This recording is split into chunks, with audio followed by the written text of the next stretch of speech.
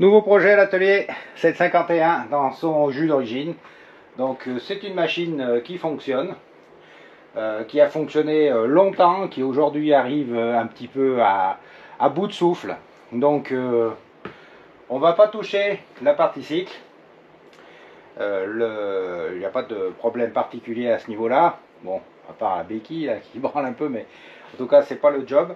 Le job c'est de refaire le moteur. Donc on va bien sûr le déposer, l'ouvrir et on va lui redonner un coup de neuf. Il faut aussi, je regardais vite fait, changer aussi les cils en bloc du moteur. Parce que c'est vraiment un petit peu trop large. On a enlevé les carénages, bon on peut voir qu'il y a une belle fuite à la soupape de décompression ou au joint, je sais pas. L'embrayage, bon on sait qu'il est mort. La poulie, c'est pas dans le cahier des charges, mais ça fait beaucoup de jeu et c'est pas excellent ça pour le bon fonctionnement du moteur. Et quand on passe ici, on remarque qu'il y a énormément de refoulement d'huile essence dans le filtre à air, donc sans doute un petit problème au niveau des clapets. Et oui, il est grand temps de changer les cils en bloc a priori. Donc là faudrait regarder ça aussi, c'est pas normal. Bon voilà, le moteur est tombé. Alors il faudra reprendre un petit peu les branchements là parce que la masse c'était pas terrible. Le carburateur, le client m'a dit que en fait ça saturait, il y avait du mal à moment à prendre des tours, etc. Bon ben c'est un réglable, c'est un chinois. Donc c'est une copie de Delorto, voilà. Alors ça ressemble beaucoup, hein, mais c'est pas marqué, il n'y a rien dessus. Donc moi je vais lui proposer de le remplacer par un 15. Ça suffira largement avec le moteur. Et puis le pot d'échappement est très encrassé. Il y a à la fois de la calamine et du gras. Donc il est évident aussi là qu'il faudrait peut-être le changer. Mais bon, moi je le ferai en tout cas pour que ça fonctionne bien. Et puis bien sûr, alors les cils en bloc, ils sont tous nazes, que ce soit ceux du haut comme ceux du bas. Et à présent, eh bien, il faut qu'on démonte ce moteur pour voir ses entrailles. Moi, je pense qu'il est plutôt en bon état, sauf les clapets qui doivent être usés, mais c'est normal, hein, au bout d'un certain temps. Et je pense qu'il a besoin d'une petite segmentation à neuf, plus la soupape qui fuit, et ça devrait fonctionner avec un bon réglage de l'allumage, un bon carburateur et un pot neuf. Cette machine devrait monter aux arbres. Le moteur est déposé. Là, ce que je vous propose, c'est de le démonter et puis de faire un petit point sur ce moulin une fois qu'il sera complètement en pièces. Alors pour le démontage, moi j'enlève d'abord la bougie, je mets un bloc pignon et puis je démonte le volant magnétique et l'allumage électrique. Il faut un arrache volant, et pour les électroniques il faut l'arrache volant MBK électronique, pas l'autre. Parce que, évidemment, ce n'est pas le même pas. Alors, celui-là qui est en vente à la boutique fait en fait l'allumage et aussi le côté volant magnétique, embrayage. Donc, voilà. C'est efficace. L'autre, c'est exactement le même modèle, sauf que le pas ici, eh bien, est plus important pour les volants avec rupteur. Complet. Alors la clé pour dévisser l'écrou c'est du 32 et la clé pour utiliser l'arrache volant c'est du 17. Voilà, et vous avez votre volant.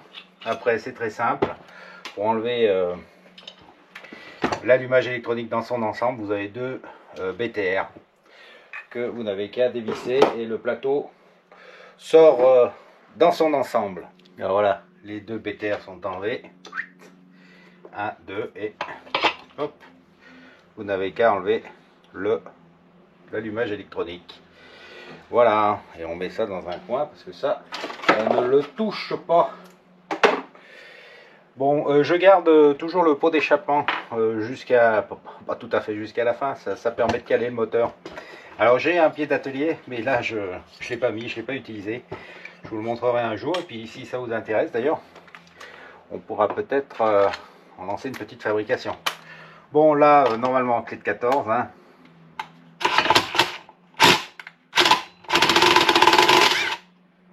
Voilà. Donc on a l'écrou. Et puis on utilise l'arrache, toujours. Mais de l'autre côté, ce coup-ci.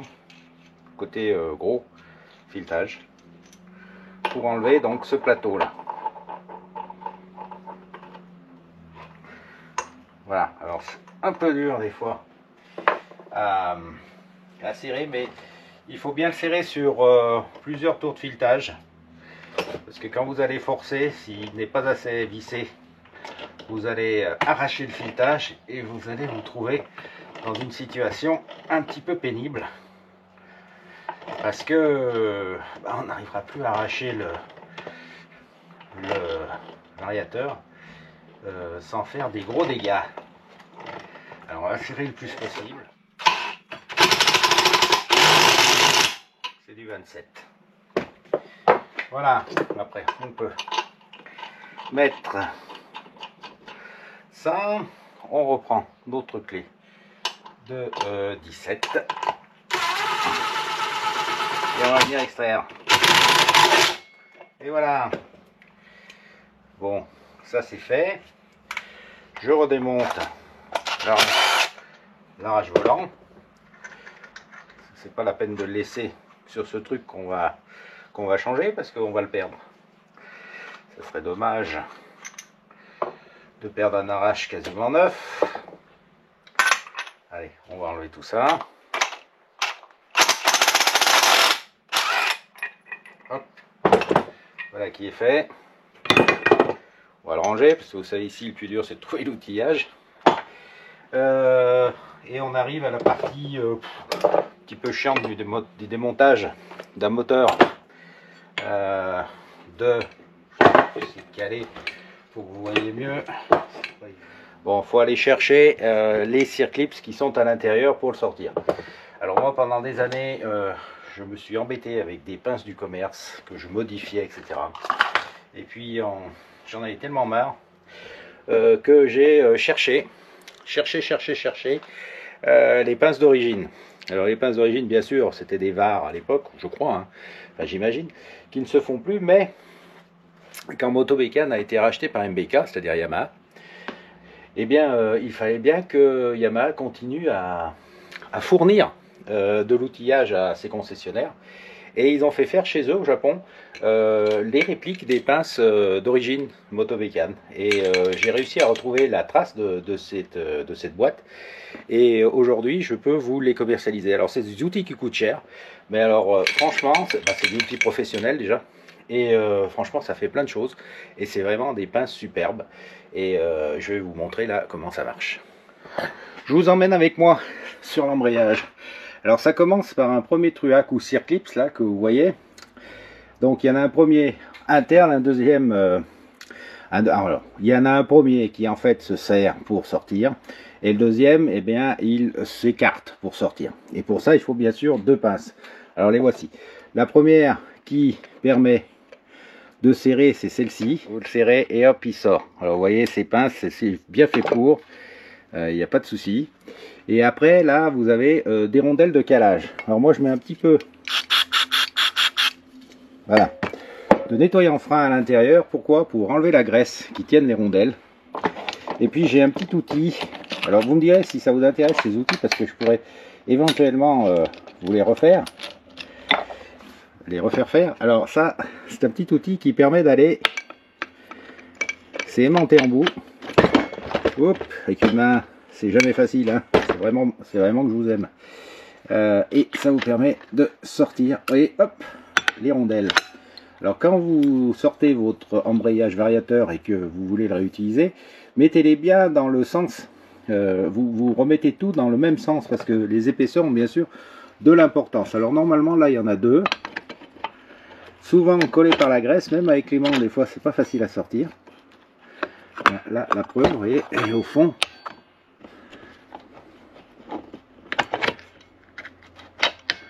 La voici, la voilà, c'est la deuxième, donc elle est plus fine en général. Et puis là-bas, tout au fond, vous avez encore une rondelle. Alors ça dépend, il y en a deux, il y en a trois, ça dépend du calage qu'on doit faire sur cet axe, hein, parce que sinon le variateur bouge. latéralement et c'est pas bon. Donc ces rondelles permettent de le caler le plus précisément possible. Donc quand vous remettez votre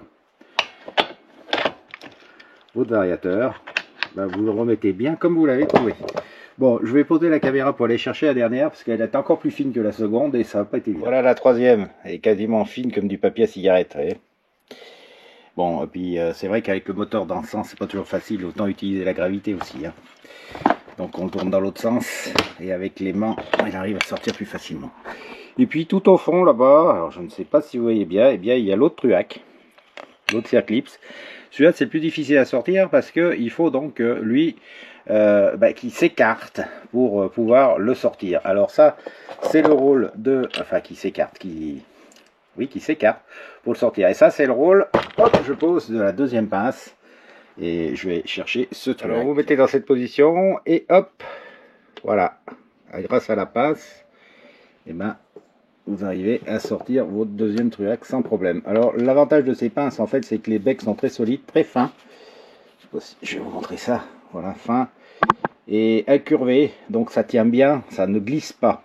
Et du coup là, bah, votre embrayage normalement, je vais vous remettre sur le pied, sort comme une fleur et vous n'avez rien cassé, vous n'êtes pas énervé, vous n'avez pas passé 3 heures dessus. Voilà, et au fond vous avez bien sûr une ou deux rondelles encore de calage et puis la douille à aiguille. Voilà. Vous pouvez le voir, par contre, petit problème, on a bien fait de le démonter. Je vais vous prendre avec moi pour vous montrer pourquoi. Là. Vous voyez ce sointement là, c'est le sointement autour du joint spi, donc naturellement il y avait une prise d'air. Donc ça devrait rassurer la personne qui m'a amené ce moteur, parce qu'elle n'était pas sûre au départ de vouloir absolument refaire son moulin.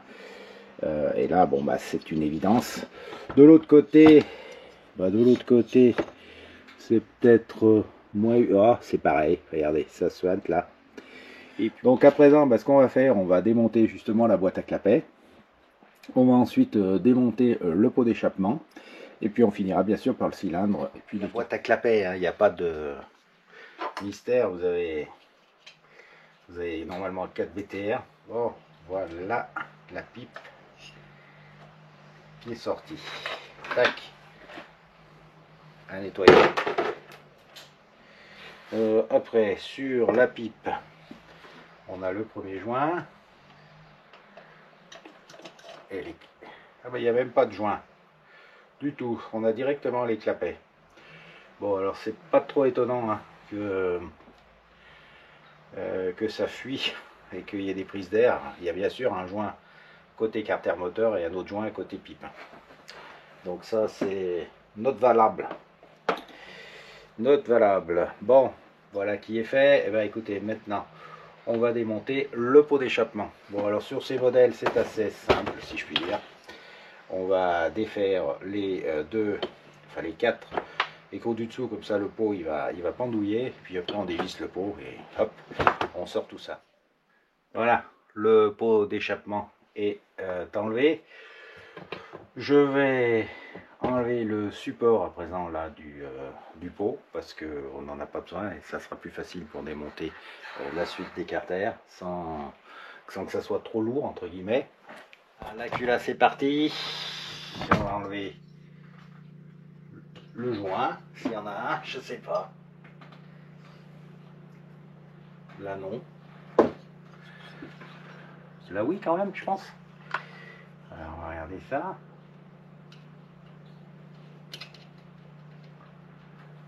Oui. Le voilà. On enlève. Hop. Alors il y a un bouchon qui est parti bien. Voilà. Le cylindre. Pour enlever le joint des bras du cylindre. Nettoyer tout ça. Un petit coup d'œil. C'est une très mauvaise huile qu'il y avait là. Vous voyez, il est complètement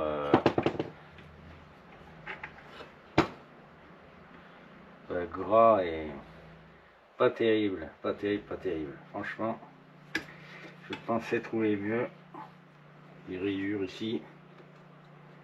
Vous avez l'amorche de serrage. Enlevons déjà ce piston. Bon voilà, le piston est sorti, rien à dire. Et puis là, je vais maintenant démonter, bien sûr, vous vous en doutez, les carters. Les amis, eh bien, on a pu dévisser tout ça, donc il n'y a pas de souci. Maintenant, on va mettre ça de côté, nettoyer. On va chauffer, bien sûr, les carters pour pouvoir tapoter un petit peu. C'est pour ça que j'ai remis les deux écrous, pour pas abîmer, bien sûr, le filetage du vilebrequin. Tapoter, alors on tapote avec une massette, comme ça, que vous pouvez trouver d'ailleurs à la boutique de l'atelier, pas de souci. Et puis on va décoller les deux demi-carters pour pouvoir changer les roulements. Voilà, parce que je sais pas si vous entendez, mais les joints spi sont effectivement un petit peu beaucoup usagés et craquelés, mais en plus les roulements commencent à faire un sale bruit. Bon bah les amis, le moteur est désossé. Maintenant on va voir un petit peu ce qu'on fait avec. On va tout nettoyer. C'est là aussi. On va absolument tout nettoyer. Et puis on avise une fois que c'est propre. Parce que des fois, eh bien, on loupe certaines choses quand on fait simplement un rapide coup d'œil par-dessus la crasse. Bon voilà. Et bien la mob elle est là. Je vais la descendre, la remettre à l'abri. Et puis passer à autre chose en attendant de pouvoir faire un petit récapitulatif de ce qu'il faudrait faire pour qu'elle fonctionne au mieux.